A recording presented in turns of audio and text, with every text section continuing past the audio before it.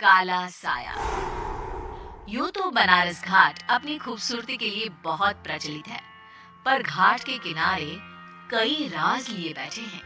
ये कहानी शुरू होती है बनारस के घाट के पास बने ममता निवास से, जहाँ प्रिया लाल जोड़े में ममता के घर उसकी बहू बनकर आती है। आओ आओ बहू, घर को अपने पैरों से पवित्र करो। ममता घर की दहलीज पार कर ही रही होती है कि अचानक एक बहुत गंदी सी बास पूरे घर में फैल जाती है।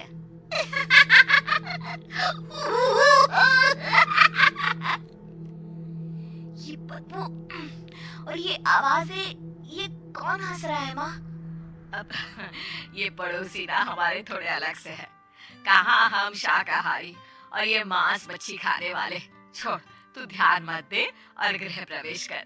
और हाँ बहू, अपनी सास की एक बात हमेशा याद रखना, इन पड़ोसियों से तो कभी बात नहीं करेगी। अच्छे लोग नहीं है ये। अपनी सास की ये बात मानेगी ना बेटा? हाँ माँ, जो आपकी मर्जी, मैं उनसे बात नहीं करूंगी। अगले दिन प्रिया अपनी पहली रसोई बनाने रसोई घर में जाती है। ये छोटी बात तो नाक में जा रही है। एक काम करती हूँ, खिड़की खोल देती हूँ। प्रिया खिड़की खोलने जाती है। इतने जाले, लगता है इस खिड़की को कभी खोला ही नहीं गया। पर ऐसा क्यों? ओह, नॉन वेज की स्मेल आती होगी ना। 2 मिनट के लिए खोल लेती हूँ, फिर बंद कर दूंगी। प्रिया खिड़की खोलती है। खिड़की खोलते ही उसकी नजर सामने वाले घर की खिड़की पर पड़ती है, जहाँ एक लड़की खड़ी होती है, हाथों में मेहंदी, लाल रंग की साड़ी, बिल्कुल सजी धजी, मानो प्रिया की तरह ही वो भी नई नवेली बहू हो। वो प्रिया को देखकर मुस्कुराती है। हे भगवान, माँ ने तो इनसे बात करने को मना किया था। प्रिया फौरन ही खिड़की बंद कर देती है और तवे पर चढ़े रोटी की ओर देखने लगती है, पर वहाँ रोटी ना होकर मछली पड़ी होती है। ये क्या? पहली ही रसोई में इतनी बड़ी गलती! हे भगवान, अब मैं क्या करूं? प्रिया बहुत डर जाती है और फौरन रसोई की सफाई करने और फिर सभी के लिए खाना बनाने लग जाती है। जब वो सबको खाना परोसती है, सब तो ठीक है, मैं बेकार में चिंता कर रही थी। हे भगवान, ऐसे ही बस अपनी कृपा बनाए रखना। रात के वक्त जब सब सो रहे होते हैं, तब प्रिया को पायल की आवाज सुनाई देती है, जिससे उसकी आंख खुल जाती है। ये पायल की आवाज कहाँ से आ रही है?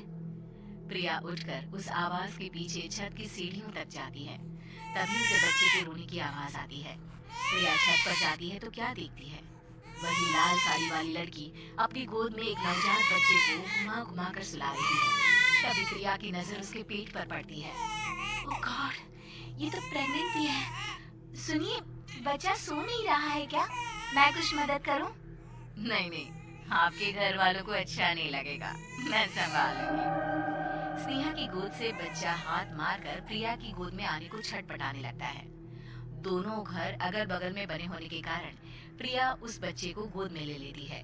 प्रिया के पास आते ही वो सो जाता है। बच्चे का वो स्पर्श रात भर प्रिया भूल नहीं पाती और अगली सुबह वो छत पर कपड़े सुखा रही होती है, तभी उसे एक औरत इशारा करके बुलाती है। स्नेहा कह रही थी बाबू तुम्हारी गोद में आते ही सो गया।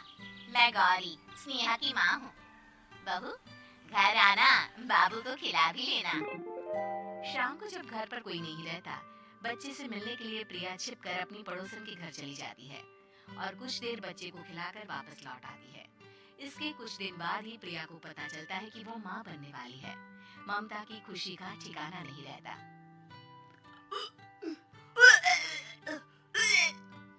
माँ जी, पता नहीं क्यों उल्टी आ रही है।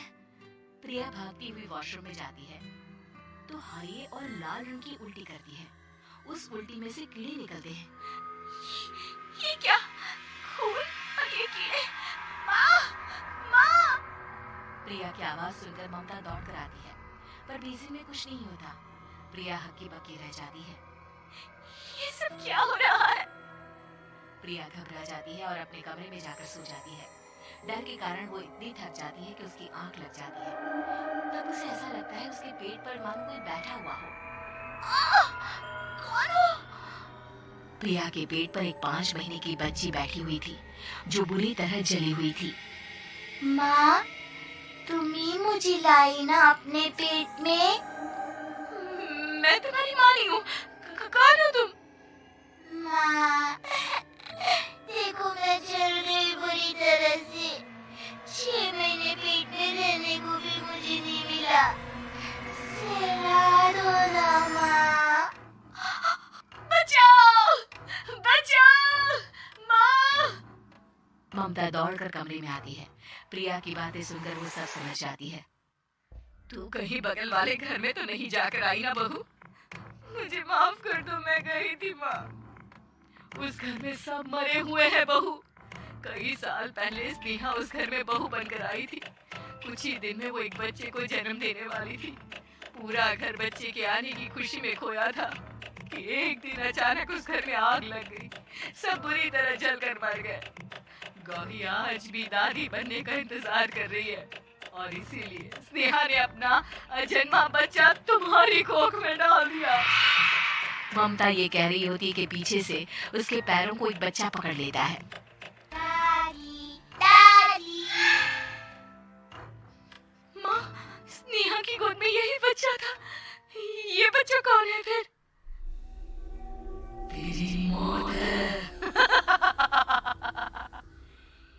तेरी भी दादी।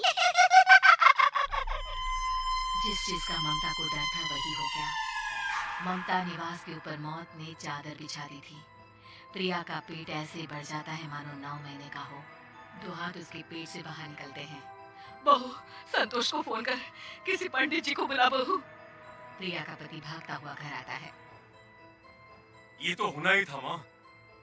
तेरा बाप तेरे सामने आ गया तो तू सह नहीं पा रही है।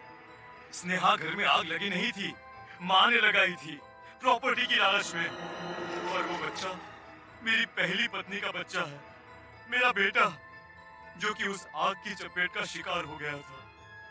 मैंने तुमसे ये सब माँ के कहने पर छुपाया था। मुझे माफ कर दो प्रिया। तुम अगर चाहो तो यहाँ से जा सकती हो। मैं तुम्हें किसी भी बंधन में रखना नहीं चाहता। मेरी शादी हुई है आपसे, मैं आपको छोड़ नहीं सकती, पर उससे पहले हमें स्नेहा, उसकी माँ और बच्चे की आत्मा की शांति करवानी होगी। संतोष और ममता गौरी के घर जाते हैं। अंदर सब कुछ जला हुआ होता है। जमीन पर जली हुई लाशें बिखरी हुई थी। ममता रो रो कर अपनी करने की माफी गौरी से मांगती है। प्रिया स्नेहा के घर वालों का अंतिम संस्कार करवा देती है और ममता निवास फिर से आत्माओं के साए से मुक्त हो जाता है।